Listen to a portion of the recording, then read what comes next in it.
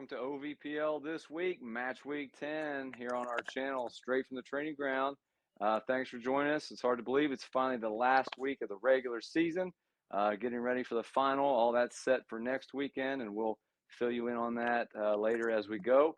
I'm joined along with the league commish here, Brandon Ponchak, West Virginia Highlanders, Ryan Wall, Bob Dean from Ambassadors, Sean Eubanks from Northern Kentucky Nitro. Gentlemen, thanks for joining us tonight.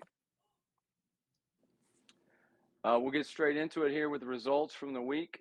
As we said, the final week of the season, Ambassadors with a 3-1 win over Croatia Juniors. Elite FC, OP with a 2-0 win, over Elite FC. OP with a 3-0 win over Ambassadors. Highlanders with a 2-0 win over Elite FC. Elite FC picked up a 3-2 win against Ambassadors. Indy Saints 1-1 with Nitro, and 1927 with a 3-3 draw against Valhalla. And Evansville picked up 2 wins over Paddock FC. So with that being said, we'll go to the coaches real quick. Just kind of tell us how you wrapped up the season, those latest results. Sean, we'll start with you in Northern Kentucky Nitro. Our final match, we went away to Indianapolis and played Indy Saints. Gave up a pretty dumb goal early.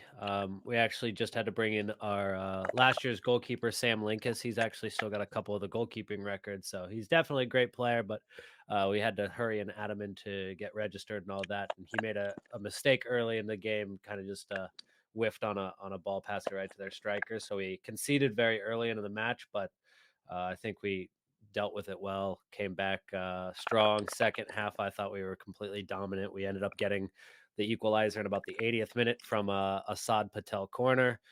Adam Matthews got his first goal of the season in the final match. So that's how our game went. I thought it was a pretty good performance away, although based on how the second half went, we all wished for 3 points. Ambassadors, a couple games for you guys.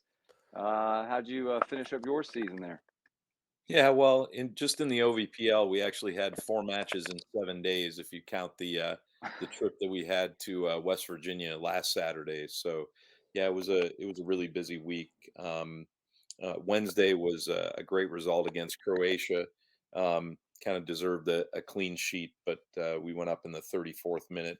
John Sidlowski, a great goal, took one out of the center midfield from Rylan Weichel, one of his Mount Union teammates, and John just immediately got engaged in a tackle, but won the challenge, and their goalkeeper had come to kind of clean up after the tackle, and he just chipped the keeper from just outside the left side of the box. It was just a great individual goal, but even topping that off in the 61st minute, Xavier Panea, another Mount Union kid, it's one of these. I probably should have sent the clip, because he was literally tackled 3 times at the top of the box, and just like bull in the china shop, went through all 3 tackles, and then got released just at the top of the box and just pinged one in.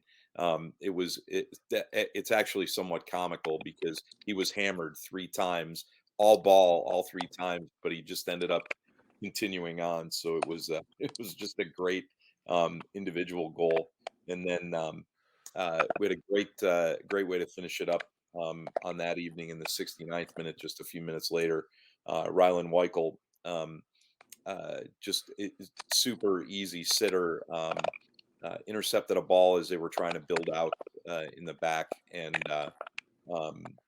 played Colton Fry in, one of Malone's rising juniors, and Colton just slid one through the 6, and Rylan tucked it away. So it was a great way to start the week. We had a lot of anticipation of the weekend coming in. We had a semifinal match in our Northern Ohio Soccer League competition on Saturday afternoon at noon in Columbus against Greater Columbus FC. And we played 13 minutes and 45 seconds before the skies opened up in Columbus, and then it was a 75-minute delay. And I don't think Greater Columbus. Well, I know for sure they didn't have an opportunity on goal, and they maybe had 4 touches in our half of the field in those 13 minutes.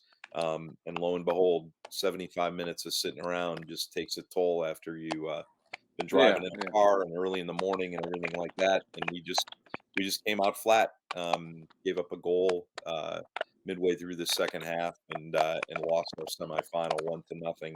But with that 75-minute delay, we literally had an hour and 15 minutes to regroup, meet the other guys that were going to be playing at OP. We were originally supposed to play OP at home in Canton at 4:00 that afternoon, but with our entire team being down there for the semifinal and then having to play a lead on Sunday, we just rescheduled to OP on Saturday afternoon. So we had a delayed start there, about 4:45, and actually played extremely well with a lot of our younger guys, some of our second teamers, and of course, you'd have it in the first 7 minutes. We hit the post, and after just sitting in, we were in a 5-4-1, very disciplined.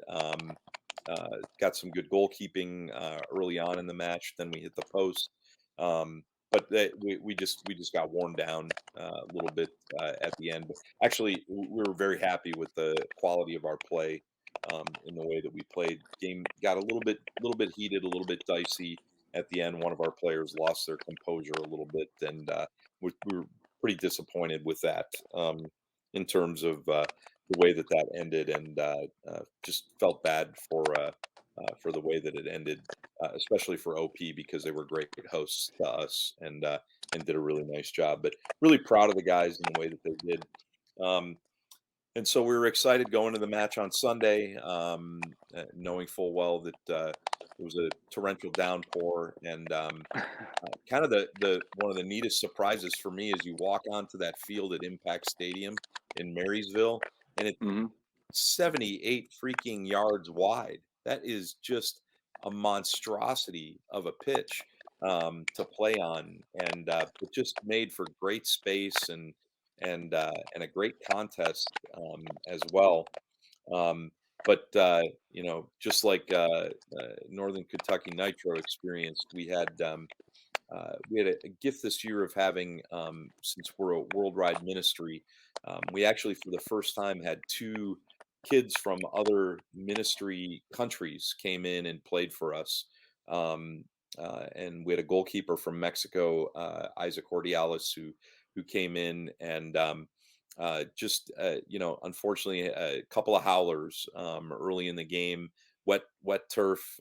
First one just got kind of handcuffed, parried a ball right back into their only chance on goal in the first 30 minutes of the game. Was a mishandled ball by our goalkeeper back of the net.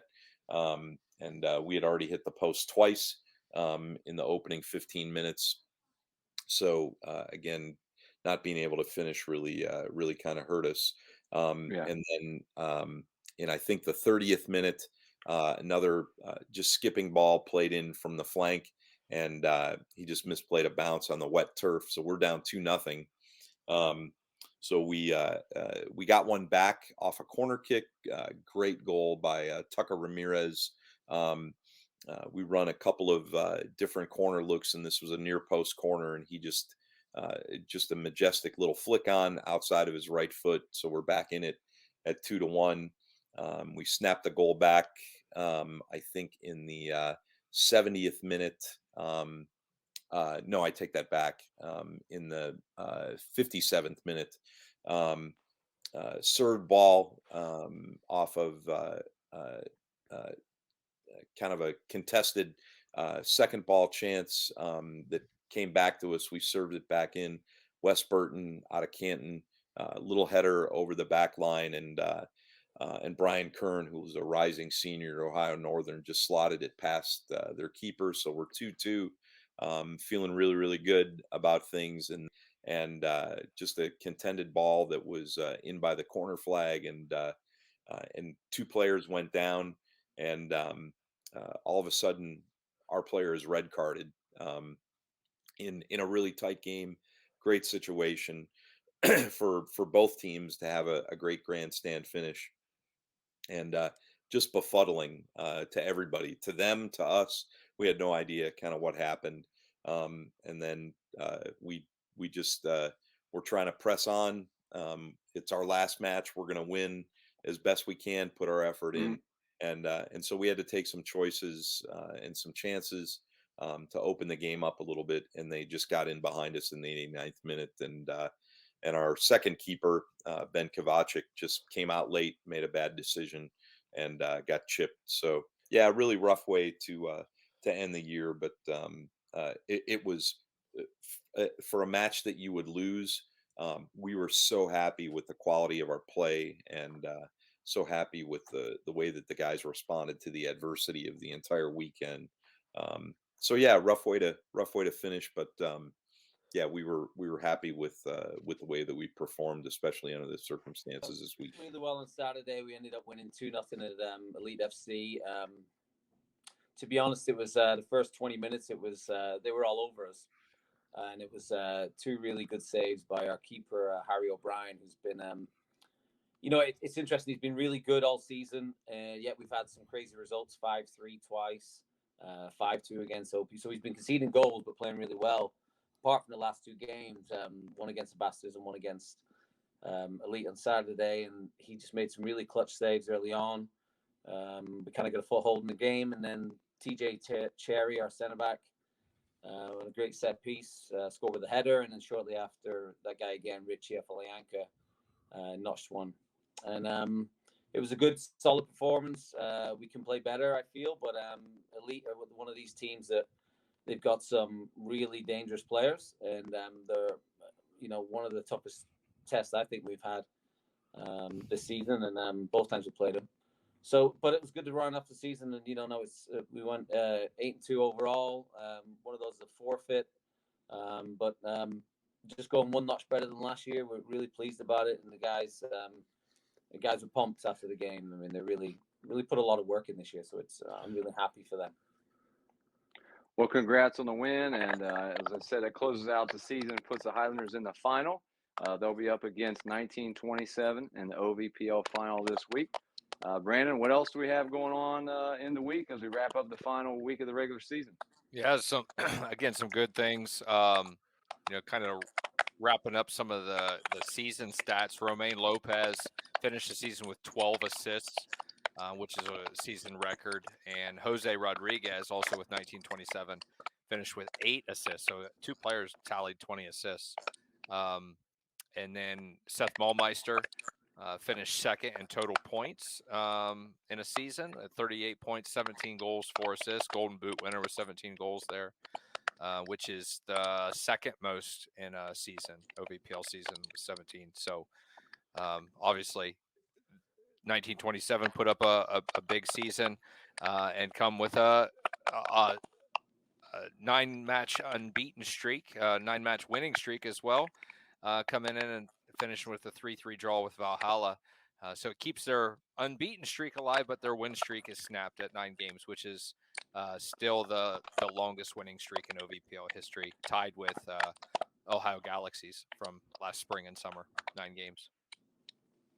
All right, and the final is all set for Saturday? Yeah, Saturday on July 23rd, 1:00 p.m. in Fort Wayne at Fort Wayne Sport Club, Kelly Field. It's a great location if nobody's ever been there to watch a match. It's really awesome spot. It's going to be a battle to the end, and it's going to be an exciting opportunity for both clubs. Both clubs in their first OVPL championship game. 1927 has a little leg up in history, obviously being around since 1927. And then, but West Virginia Highlanders been around since 2021, coming right up. Yeah, and battling the storied tradition of wheeling. Well, exactly. Right. Well, as we wrap things up here, just want to do something a little bit different. I have a couple questions for the coaches. So real quick, Sean and Ryan, toughest or most exciting game of the season? Start with you, Ryan. Most exciting game, I don't say it's strange to call it toughest, but it's 5-2 win over OP. A game, when you play Ohio Premier, they're a very good team. And it's one of those games, as I mentioned, and I think when we did the cast, they could have gone either way, but it was just 2 fast goals changed the game, and we ended up winning 5-2, and first time we'd beaten them in 3 games ever. So that was a memorable moment. All right, Sean. For Nitro, I mean, it's hard to ignore the 5-7 game against Hoosier, but I think in terms of energy and importance to our club, the 2-1 win that we had against Valhalla earlier in the season, I think is the most exciting and most important to us. As I mentioned a few weeks ago, we had never beaten Valhalla before. In fact, over the winter season, it got a little bit more personal. I felt like because we were 1-2 in the league, so we began fighting for the league, and they beat us. So coming back and taking that back over the summer, I think was important for the guys' momentum. And even though we kind of fell short, didn't make it to the championship, from our conference, that win is at least a positive from our season. Yeah, absolutely. Second question. What surprised you about OVPL this season? Ryan. Well, our conference over here was, it was a 16 conference, so we played a round robin format. I was a bit skeptical coming in, but I thought it actually worked out quite well. And interestingly, a difference thing than what probably Sean faced as well. You had a second bite at each team, or more, for us being in the kind of up the top of the table, each team had a second bite at us. So we saw a lot of adjustments when they came back and played us, and it made life a lot harder. So yeah, that was an interesting thing I will say pick out from this season. Other than that, I thought it was a good season. It's every year you do this, and Sean knows that you kind of learn some lessons and things you should probably fix and tweak a little bit next year, and we'll be doing that as well, I think, as we go forward. All right, Sean, what surprised you about OVPL this season? I think that the most surprising thing was just the level of improvement our conference had from last summer. I think that had we had the roster we did and the organization we did this summer, but we did it last summer, I think we very well could have won the league. And this season we came out. I believe we were better. I believe we were stronger, and we finished with a worse record with less points. So every single team came to win it this year. Opposite of Ryan, you didn't get a second bite at teams in our conference. So I would have loved to have gotten to play Evansville at home. We went away. I thought we had a poor match, but still competed with them, and we didn't leave with any points. But had we played them at home, maybe it could have been different. But on the other end, I would have not loved to go to play Fort Wayne away. So it kind of evens out in that aspect. But yeah, I thought that the level of our conference was a huge improvement from last summer. I will say, just from afar, it seemed like it was the first 5-6 teams seemed pretty deep, and it was quite impressive. I think with ours, we didn't have any bad teams in our conference, but it seemed like there was a very deep in your conference in terms of those first 6. So we didn't have any 17-0ers, like 10-0ers like you guys had. Right. It was it's interesting. Contrast. Yeah, and when we went played Paddock away, they weren't like a walkover at all for us. It was only a 2-1 win for us when we played them in Lexington. It seemed like they traveled poorly, obviously, to other teams. So when they had to go away, it wasn't pretty. But I mean, they put up a fight at home. It wasn't a walkover for us. All right, last but not least, shout out could be to a player, a certain goal in the season, club, someone in your community. Ryan. I'll have 2 shout outs. First one's to our man Ashton Farnsworth, whose kind of bike, goal is off a cross from Keegan Daniels is probably the best goal I've seen in OVPL in terms of acrobatic strike. And the camera work really did help because it was right on the money there, so that kind of helped showcase it. I'm sure there's a lot of other great goals. So he's one, and then the other one is our assistant coach, who's been really, really big helping me this year, and the players have really responded well to him. It's Greg Martin, who's our assistant. He's a coach with us, and he just jumped in, runs sessions, runs the game stuff. He's fantastic. So just a big shout out to those 2 guys, Ashton and Greg. All right, Sean. Yeah, for me, my shout outs to player. I think there's a lot of players I would love to, take up time and give a shout out to um, for their patience throughout the season.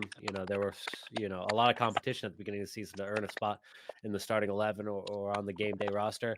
And certain players responded to that really well. Some didn't. And the ones who did, obviously, succeeded as we went throughout the season. But if I had to choose one, I think I'd choose Bobo Kakonda. Bobo really started slowly this season. He didn't tally his first goal until he had the winner against Valhalla, and then he had the 2 goals against Paddock, which were needed to win that game, and then he had 3 against Hoosier.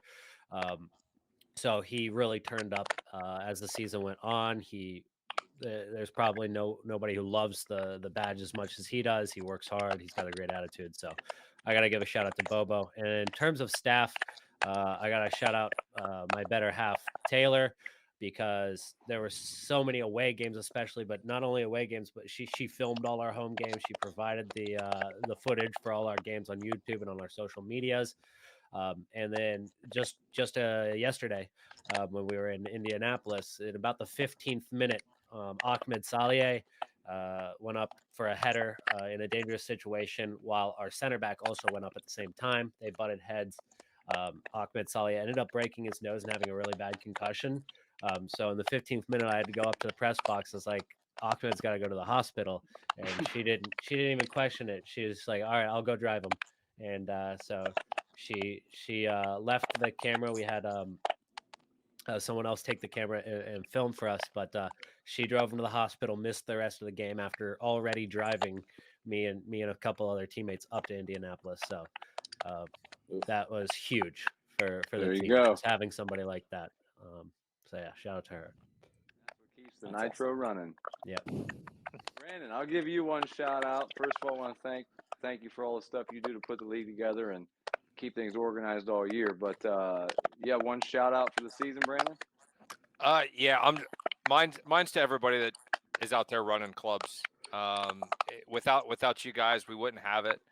Putting together everything week in, week out, training sessions, matches, providing opportunities for your players and your communities to have a team is what it's all about. And giving these guys opportunities to continue playing, and gals, sorry, and guys and gals to continue playing a game that they love.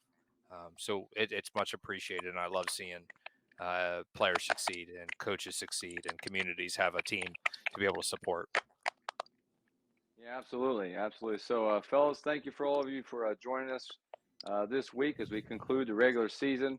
We'll have one more show next week, leading up, concluding, I guess, after the final. That'll be 1927 again, hosting West Virginia Highlanders. So best of luck to both of those clubs as they face off in the finals. And we'll have all the information and the result from that game here for you next week. Thanks to everybody out in all those communities, like Brandon said, for running all those teams and all the organization, all the sponsors, a lot of businesses involved in local communities to help right there. Sean, there you go. A lot of, small businesses, larger businesses help put up a lot of funds for all these teams and their travel and all that kind of stuff that goes into a season. So thanks to everyone for that. Continue to keep supporting your teams out in your local community. And until next time, we'll see you straight from the training ground. Straight from the training ground. Well done, Seb, obviously. You had a hard first half, if I'm honest with you. Yeah. I think that Winger took the mick out of you a bit, but obviously you worked hard. So what do you think of the performance today? Well, to be fair, we started off really slow, but you know what? We came back, and I gotta say, people always ask me, what does it feel like to be a champion? And now I know. Visit our friends at Football Town for casual football wear. Visit our partners at TractionSocks.com for performance grip socks created for all athletes. Use the discount code TractionSocks22 right now for savings.